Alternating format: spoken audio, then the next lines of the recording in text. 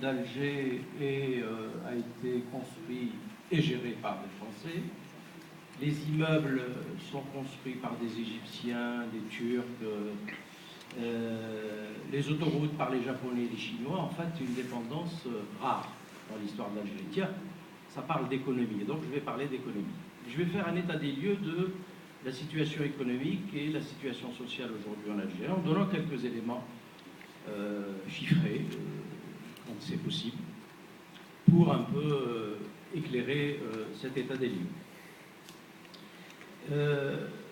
Il est peut-être utile de rappeler, pour ceux qui ne le savent pas, parce que ce n'est pas toujours quelque chose qui est très connu, en tout cas pour ceux qui n'ont pas fait d'économie, c'est qu'en 50 ans d'indépendance, 52 ans maintenant, l'Algérie a été incapable de sortir de la spécialisation dans laquelle l'a orienté l'État colonial.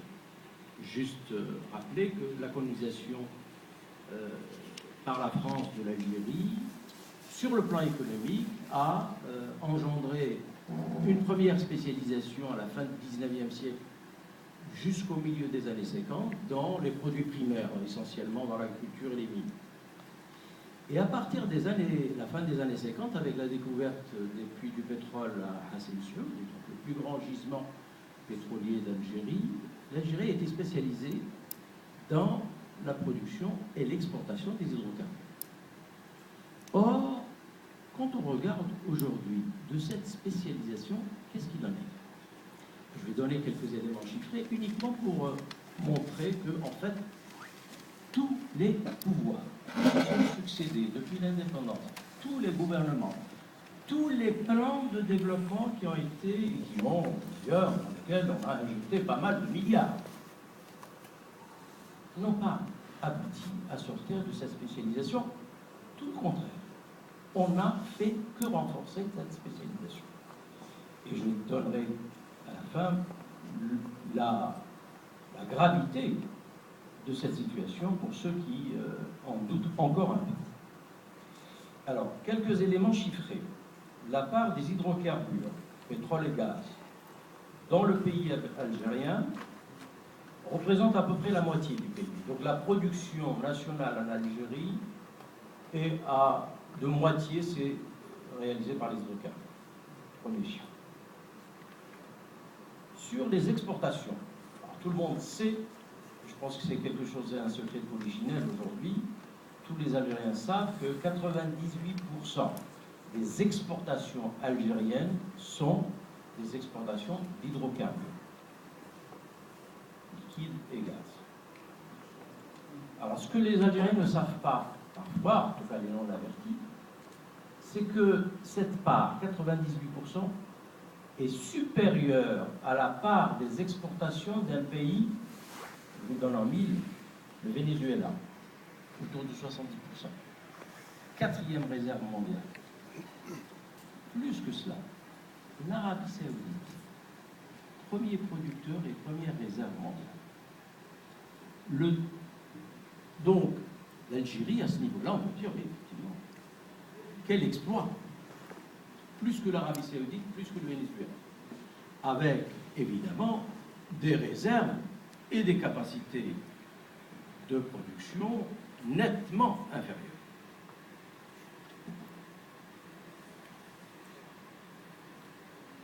Troisième élément chiffré, la fiscalité pétrolière atteint, bon an, mal an, cela dépend du prix des hydrocarbures sur le marché mondial, entre 50%, voire parfois jusqu'à 78% du budget de l'État. Ça veut dire qu'en gros, le fonctionnement de l'État dépend en moitié parfois jusqu'à 78% en 2006, de la fiscalité pétrolière. C'est unique dans le monde. Unique dans le monde. Il faut le rappeler. Donc je disais, en fait, ça dépend, à vrai dire, du prix du pétrole. Ça dépend du prix du pétrole Et alors on a tendance à penser que le prix du pétrole, c'est une affaire d'offre et de demande. En fait, il n'en est rien du tout.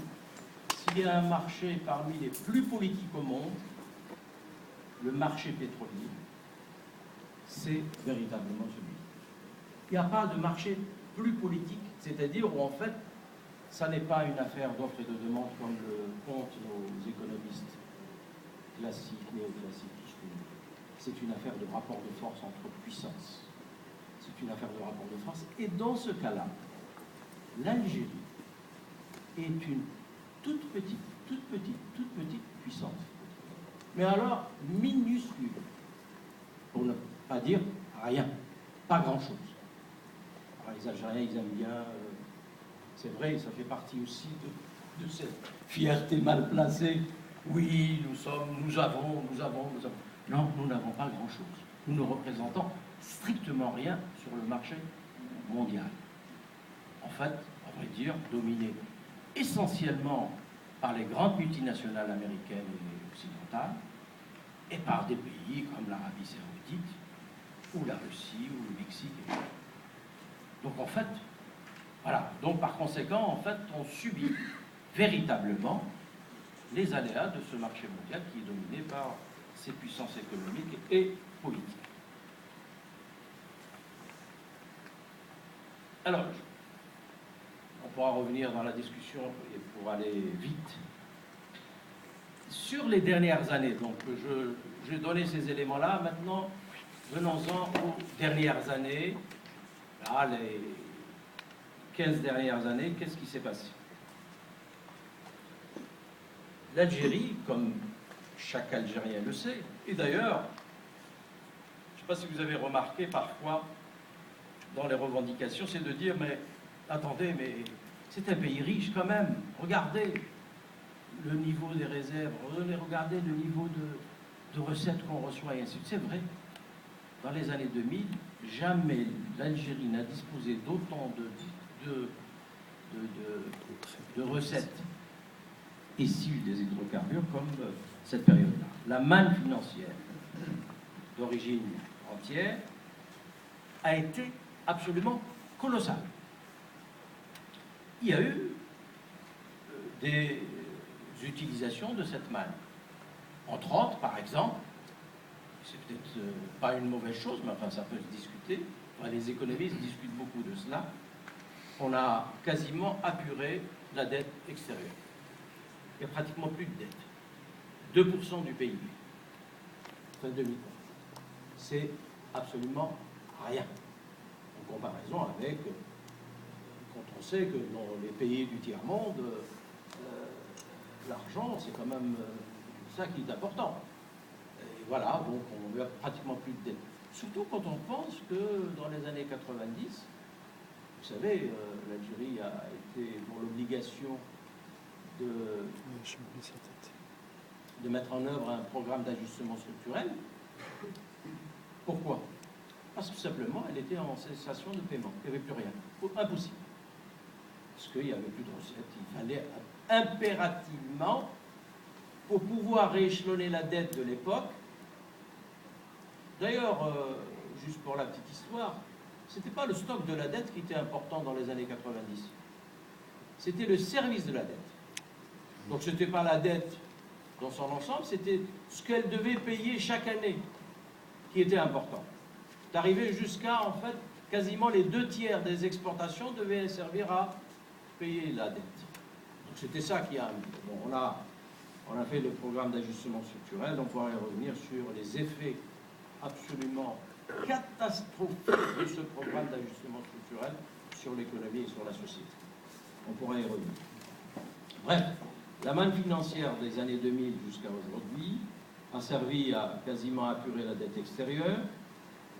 L'État a financé 3 plans de développement depuis l'arrivée de Bouteflika, dont le dernier en date, 2010-2014, est évalué. Alors les chiffres sont absolument... alors là, je peux vous dire, je vous donne des chiffres, mais en réalité, ils sont parfois un peu...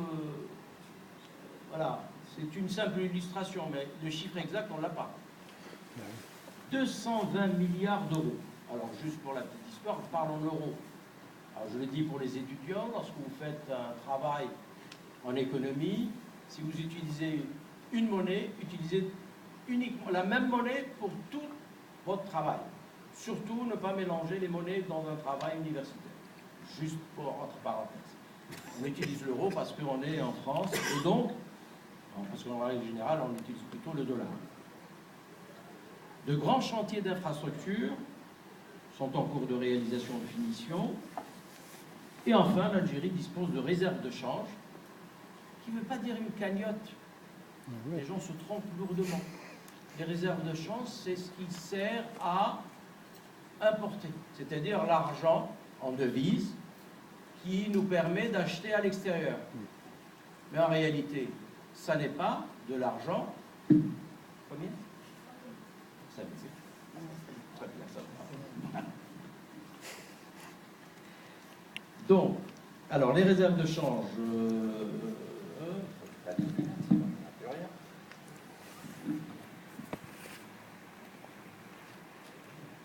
150 milliards d'euros, or non compris l'or, en fin 2013, couvrant à peu près 3 ans d'importation, et d'un fonds de régulation des recettes de plus de 50 milliards d'euros à fin septembre 2011.